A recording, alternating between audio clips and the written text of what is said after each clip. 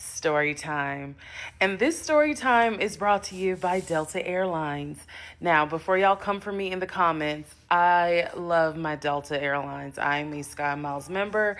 I am hoping to eventually make it to the point where I can get in the Delta Lounge without having to ask somebody to come get me or let me use a buddy pass. But nevertheless, here's a story time. So this actually takes place in Los Angeles. I was flying from LAX back home to Atlanta. And this actually happened Thursday night going into Friday. Okay. This is a red eye flight. So I'm going to set the scene for y'all. I went to LA. Everything was fine. Had a wonderful time with TikTok and some executives. And it was a lot of fun. There's a video on my page that you can see kind of how that was like.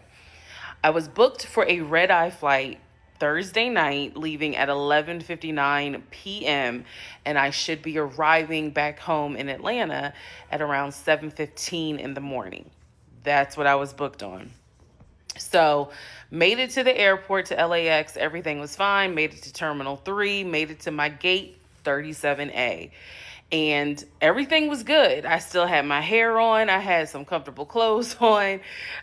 We're good. They go ahead. They start boarding us. I get to my seat, and I see that we're on like the brand new 2025 Delta plane. Okay. This thing was nice. The new seats, they're a little more roomier. I didn't need an extension. I was feeling skinny. I was feeling good. As soon as I sat in my seat, because it is a red eye flight, I took a sleeping pill and I was feeling good. So everyone's loading. We're all good. They eventually tell us, we're going to go ahead and we're getting ready to push back from the gate. Please enjoy this Delta flight, the video that tells you about the safety features on this plane. And if you've ever flown Delta, you know what video I'm talking about.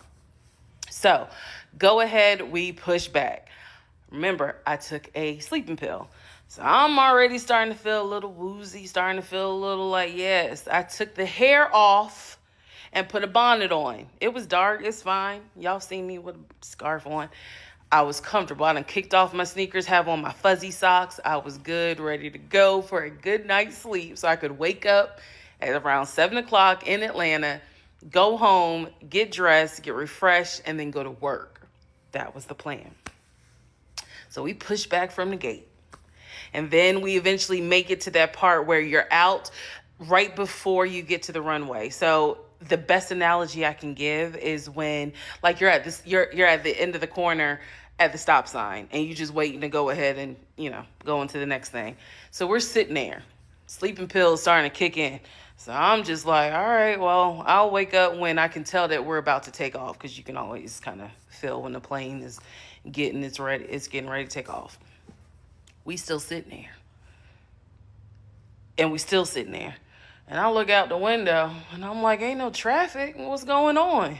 Like, ain't no planes coming. So what the problem is?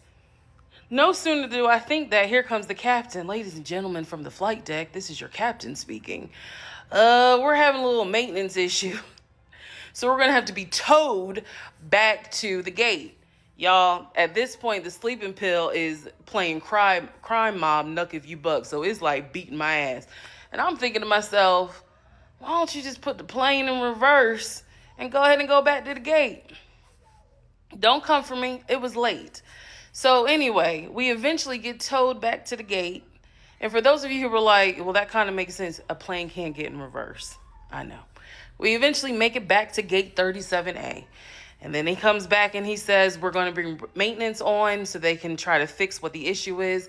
If they clear us, we're going to go ahead and head out to Atlanta. We're sorry for the delay. We're just going to try to get this fixed as quickly as we can. So I'm sitting there, fall asleep. I wake up and I can hear the maintenance guy still talking. So clearly, whatever little nap I had, we're still sitting at 37A. So finally, captain comes back. And the captain, I'm going to tell y'all what he said, and then I'm going to tell you what I heard. It'll make sense. What he said was, ladies and gentlemen from the flight deck, it's your captain again. Basically, the number 2 engine wasn't working. And so maintenance is trying to fix the issue. If they fix the issue and we are cleared, we're going to go ahead and head to Atlanta. If they don't fix the issue, then what Delta's going to do is try to find another plane, and then we will go ahead and get everyone on that plane. We'll have to deboard, but we'll get you to Atlanta. Then he said, this is what he said. In about 4 hours, we're going to cap out at our time. And so Delta is trying to get it fixed, but in about 4 hours, our crew is going to cap out on our time. What I heard was, ladies and gentlemen, this your captain. All right, the plane is acting up. We're going to try to get it fixed, but whatever Delta's going to do, if they don't get it fixed, they get you another plane. Whatever they're going to do, I'm clocking out in 4 hours. Somebody will get you to Atlanta, but I'm clocking out in 4 hours. I swear to y'all, that's what I heard. But again, that is a sleeping pill. So I'm sitting there in my seat, kind of laughing at the own thoughts that I had in my head. And I'm thinking to myself, he's basically letting us know, y'all need to fix this issue because I'm clocking out in 4 hours. I don't give a damn what you do. Needless to say, fall back to sleep. Wake up. Flight attendants turned on the lights. I said, damn. Sure enough, she's so sweet. She comes over the loudspeaker. Ladies and gentlemen, I'm so sorry, but we're not cleared to leave to go to Atlanta. We're going to have to deboard the plane.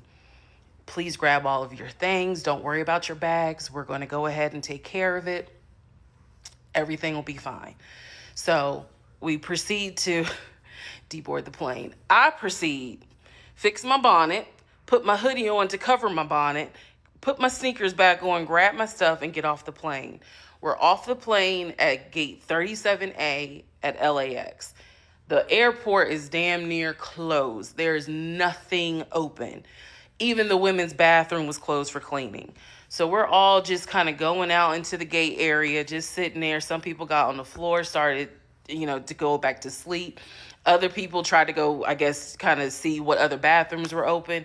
I sat there, one eye open, one eye closed, pulled my hoodie down so that it's covering my eyes, so maybe I can close my eyes for a minute. And then I get an alert from Delta on my phone saying, hey, you're going to be boarding at 1:35. We were supposed to leave at 11:59, so it's now 1:15, 1:20 in the morning.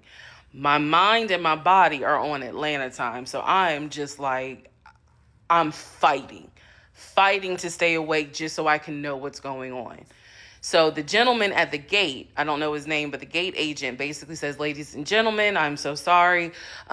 Do not worry. We are working to try to get this resolved. As soon as I know, I will let you guys know. You don't have to stand in line, because there were people in line, I guess, trying to get rebooked. Because if you had a connecting flight in Atlanta, chances are you're going to miss that flight. So he's letting everyone know, we're taking care of your bags. Everything's going to be taken care of. I'm just trying to get more information. I felt a little bad for him because there was such a long line of people ready to be like, get me on another flight. There were no other flights that night. So Delta sends out a thing on our app saying, if you would like to get rebooked, here are some options. I'm not going to lie to y'all. I was in a first class seat.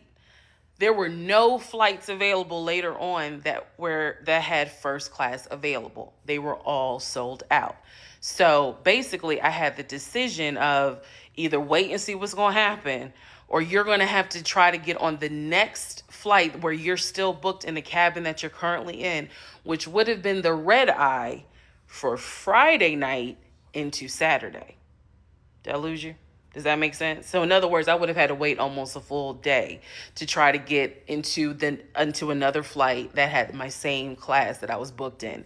If I booked a flight in a different class, it said on the app, you will not get credit for the difference.